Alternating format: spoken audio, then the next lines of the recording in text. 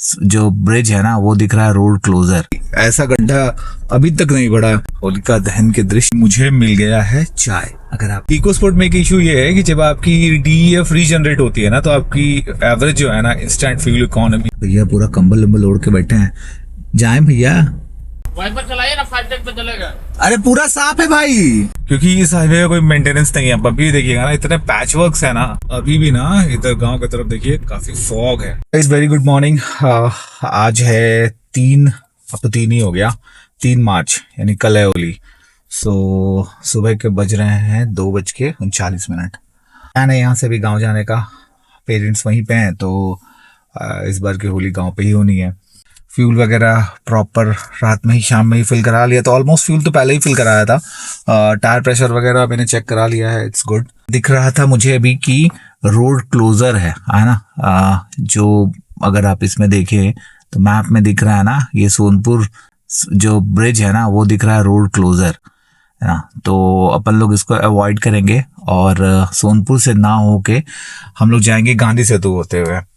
तो चलिए फिर मिलते हैं। अब देखते हैं गांधी सेतु पे क्या हाल है। अभी तो ट्रैफिक पूरा ग्रीन दिख रहा है, बट नेवर नो, गांधी सेतु पे कुछ कह नहीं सकते। ये ना पॉल्सन रोड में ना ये अभी भी ऐसा गड्ढा अभी तक नहीं बढ़ा। दिन में तो पता है यहाँ पे एकदम इतनी ट्रैफिक हो जाती है क्योंकि बहुत नैरो रास्ता है। अब इधर से एक ही गाड़ी जा सकती है एक बार में। तो पता नहीं यार, बिहार गवर्नमेंट 5,000 रुपये दे रही है गड्ढे भरने के लिए, और ये इतना बड़ा गड्ढा मुझे लगता है कि ऑलमोस्ट 20-25 डेज से ये खोद के रखा गया है। लाख रुपया देगी क्या इसको भरने के लिए? ये रास्ते भर मुझे ये जो है होलिका दहन के दृश्य मुझे मिलते रहेंगे। तो यहाँ से मैं मरीन ड्राइव के लिए एंट्री लूंगा, और मरीन ड्राइव जो एग्जिट करता है ना गाय घाट के पास, वहां से मैं यू टर्न लेके फिर वापस ब्रिज पे उधर अगम कुआं के पास में चढ़ जाऊंगा। अगम कुआं से पहले ही जो कुबरार वाला है वहां पे चढ़ जाऊंगा ना। अटल पत्तों में जाऊंगा नहीं। मरीन ड्राइव पे भी कैसा है, वहां पे कुछ ऐसा सीन मिलता है कि नहीं मिलता है। सो मरीन ड्राइव पे हम लोग मर्ज कर गए। मतलब रात में ना मरीन ड्राइव बनाया ऐसा है, अगर आप ड्राइव कर रहे हो और लाइट्स सारे ऑन है ना, you will feel a very good vibe. Driving का बहुत अच्छा वाइब आता है। बट इसके साथ छपड़ियों की कोई कमी नहीं है अभी भी रात में भी ना। मतलब रॉन्ग साइड से आ रहे हैं, कुछ भी कर रहे हैं, मतलब कमी नहीं है। एक तो मुझे दिख गया स्टार्टिंग में ही, मुझे पहले से मैं प्रिपेयर था तो स्पीड को थोड़ा कंट्रोल में ही रख के चलना है। अब यहाँ तो इस बार तो पूरे स्टॉल्स भी हटा दिए हैं, तो थोड़ी सी भीड़ भाड़ भी अनवांटेड कम हो गई है। और गार्डनिंग के भी बहुत अच्छे, मैं देख रहा था आगे ना बहुत अच्छा ओपन जिम टाइप बना दिया गया है, तो बहुत अच्छा है। बज रहे हैं 3:01। और मैजिक ये हुआ ना कि मुझे मिल गया है चाय। अगर आप उसमें मिरर में देख रहे हो तो मरीन ड्राइव पे मुझे चाय मिल गया है। मैं सोच ही रहा था कहीं रुक के ना थोड़ी सी एक गाड़ी की फुटेज लूं, लेकिन मैं चाय पी के ना फिर आगे एक फुटेज लेता हूँ। This is a walker. मैंने भी बस ग्लास साफ किया, गाड़ी तो पूरी गंदी ही थी, समय ही नहीं मिला इसको साफ करने का।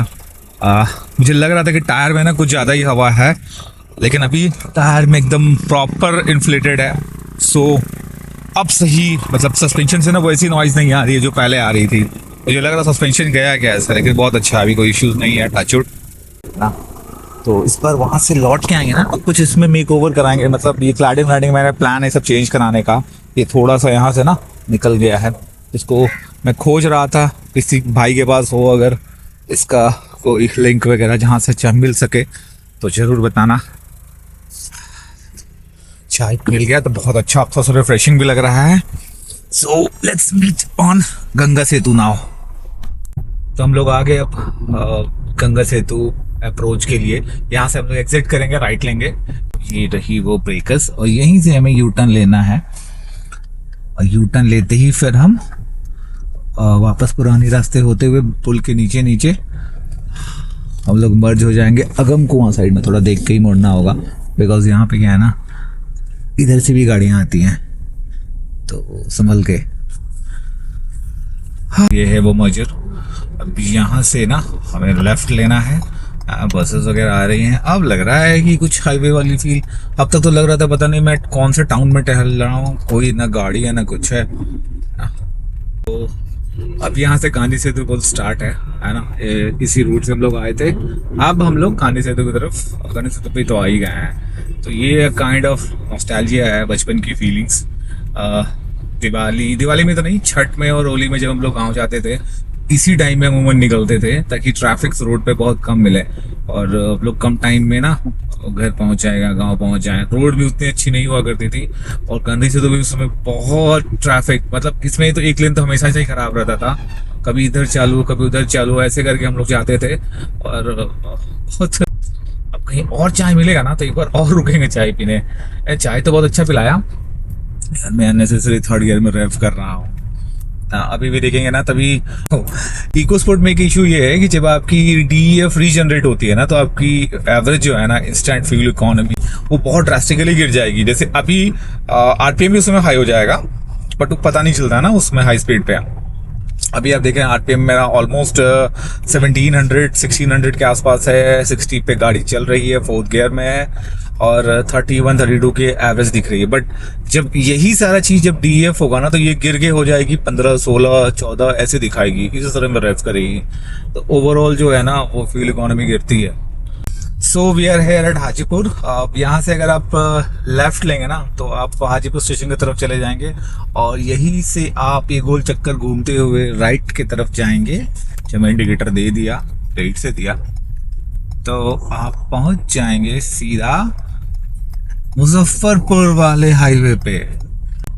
जो लोग सेल्फ ड्राइव करते हैं वो कोरिलेट कर पाएंगे कि अब ना एक्चुअल हाईवे का जिसको बोला जाता है ना, अब यहाँ से इस पॉइंट से ना आप बोल सकते हैं कि यू आर ऑन हाईवे, क्योंकि अभी तक आप टाउन में ही टहल रहे थे, चाहे वो गांधी सेतु हो चाहे वो हाजीपुर के अप्रोच वे हो, मतलब हाईवे वाली कोई क्वालिटी ही नहीं। DEF जो है ना वो रीजनरेट हो गया है, मतलब स्टार्ट हो गया रीजनरेशन। अब ये हम आ गए 70 पे और देखिए अब जो है फ्यूल इकोनॉमी है वो 17.7, 17.3 बस इसी के आसपास रहेगी, इससे ज्यादा नहीं जाएगी। ये है सराय, ये वाला भी तो खुला ही हुआ है, इधर से ही चलते हैं है ना। वैसे भी मैंने एनुअल पास लिया है तो I need not to worry about tolls on national highway specially. भैया पूरा कंबल वंबल ओढ़ के बैठे हैं, जाएं भैया।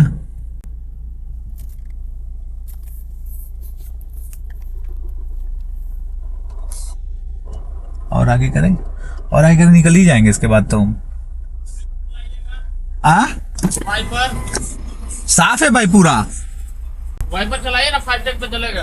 अरे पूरा साफ है भाई, 84 है। हाँ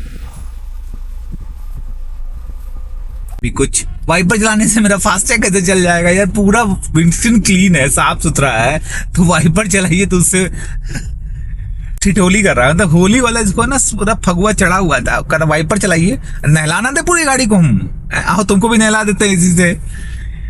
वाइपर चलाएं, उसका पूरा पानी छीटा छीटा कर लें और फिर मेरा फुटेज खराब आए, है ना, कुछ भी।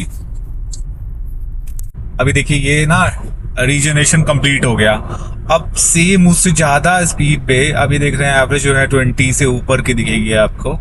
हाँ 21, अभी 27-26 चल रही थी, फिर से घट गया यार, तो बेइज्जती करा के ही मानेगा लगता है। तो फिर से रीजनरेशन स्टार्ट हो गया, अभी 27-28 पे चली गई थी। DBF रीजनरेशन कंप्लीट हो गया है ना, तो अब यहाँ पे एवरेज जो है वो इंस्टेंट फ्यूल इकोनॉमी बढ़ जाएगी। RPM में थोड़ा सा डाउन हो जाता है, वो करीब 50 RPM के आसपास, 50 या 100 RPM कम हो जाती है।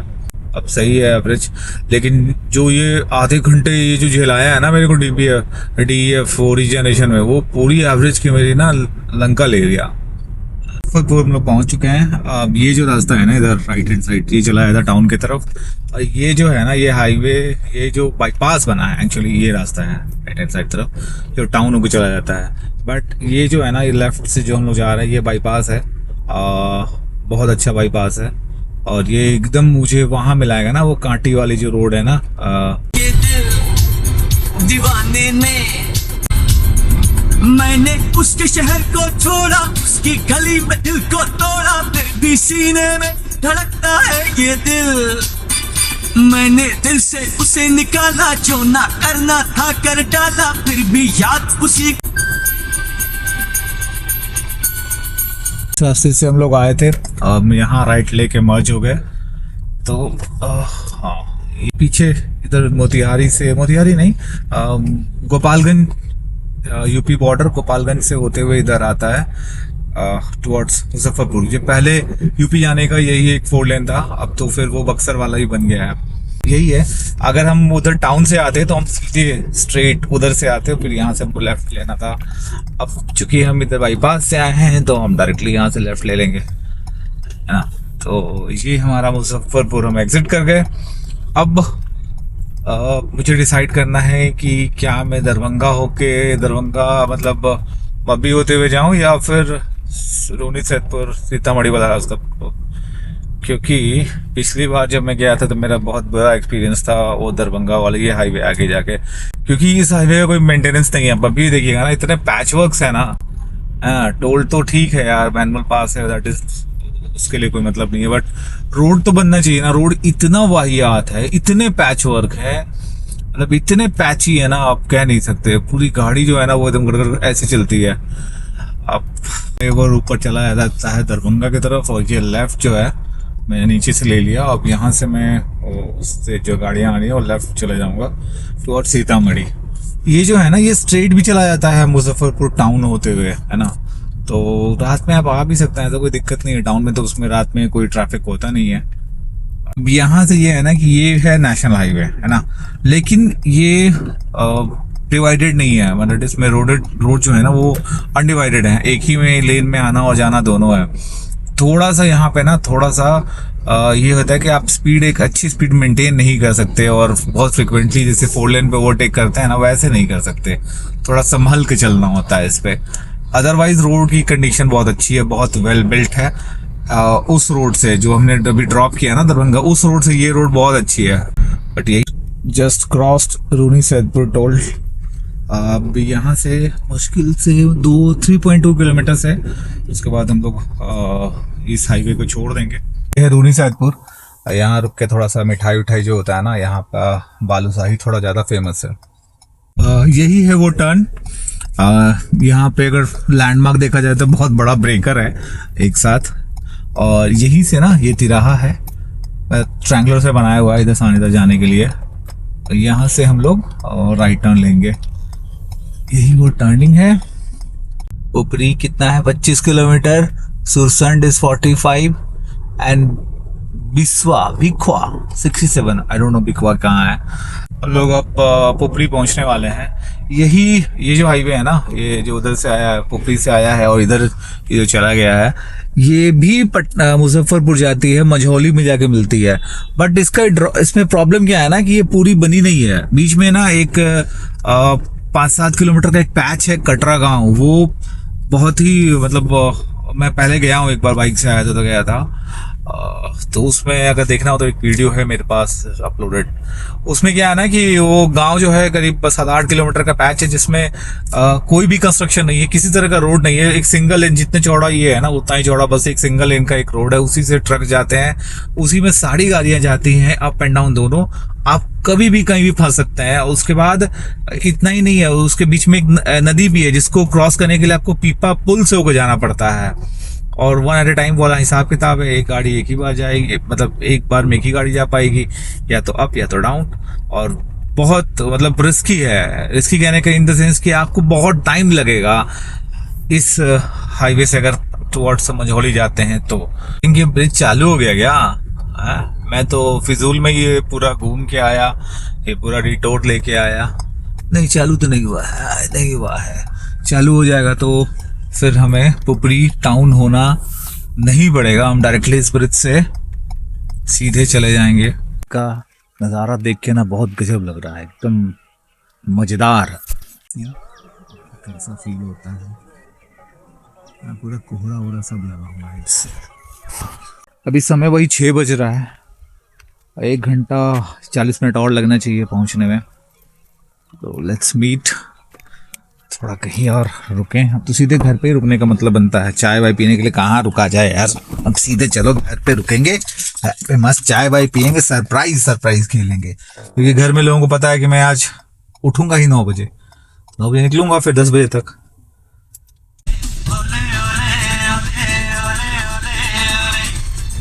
ये है बोर्ड। अब यहाँ से Jaynagar right hand side Charaut 1.6 kilometres. और अगर आप इधर से राइट ना लेके अगर आप चले गए सीधे तो आप पहुंच जाएंगे बॉर्डर पे। बॉर्डर यानी कि बिट्टा मोर। फिर आप नेपाल एंट्री कर सकते हैं। लेकिन मैं कह रहा हूँ नेपाल जाना ही क्यों है?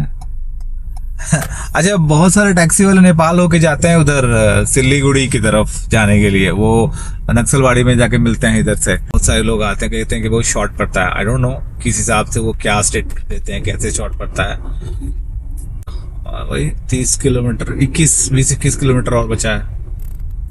आज है 3 मार्च, है ना। और अभी भी ना इधर गांव की तरफ देखिए काफी फॉग है। उतना ज्यादा हिंड्रेंस नहीं है ड्राइविंग में, बट फॉग है। अब पटना में तो बिल्कुल ही खत्म हो गया, वहाँ ठंडा बिल्कुल ही नहीं है। यहाँ टेम्परेचर अभी भी 14 डिग्री सेल्सियस है बाहर। बताओ यार, इतना डिफरेंस है 200 किलोमीटर के रेडियस के अंदर में। इसे तो कम से कम थोड़ा सा ठंडा पटना भेज दो यार। पहुंच गए हैं, ये टर्न दिखाना मिस कर गया। वो जो स्ट्रेट आते हैं वहां से फिर हमको लेफ्ट मुड़ जाना है ना। रहिया वाला रास्ता जो दिखता है ना टुवर्ड्स जयनगर, इधर मुड़ जाना है।